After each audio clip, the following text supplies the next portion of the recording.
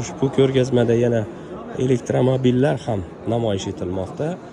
Bu Hi-Fi brendidan kosmический qanaqadir texnika, Zikr, yana qanaqadir mana yerda MG bizga rasmiy kirib kelgan adashmasam.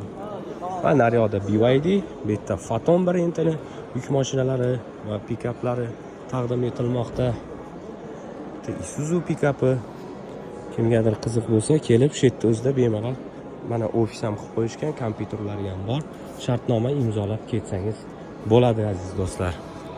Xullas, Vistivkada juda ham odam kam, ishtirokchilar ham kam, ya'ni taklif bildirayotgan zavodlar, biznesmenlar ham kam. Bugun birinchi kuni qiziqish yuzasidan kelib ko'rdim azizlar. Mana bu yerda elektromobil bor va malotonnajniy gruzovik va mikroavtobus, yana minivenlar ham bor ekan. Dongfeng brendidan. Bu yoqda esa Chang'an brendidan bor do'stlar.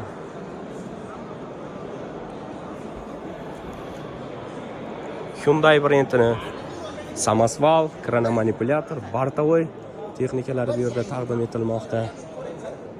Central Автозон, ya'ni Orient Motors xodimlari bu yerda albatta FAW brendining texnikalarini ham taqdim etishmoqda. Ya'ni FAWdan avtovishka, FAWdan samosval va FAWdan ya'ni Chelnometallический furgon Andijonda ishlab chiqarilyapti. Bu ikkalasi narigi FAW u import qilingan. Shunaqa gap do'stlar. Agar siz uchun qiziq bo'ladigan bo'lsa, kelinglar, tashrif buyuringlar. O'ylaymanki, o'zingizlarga yangi partnyor, biznes partnyor topsalaringiz agar ajab emas.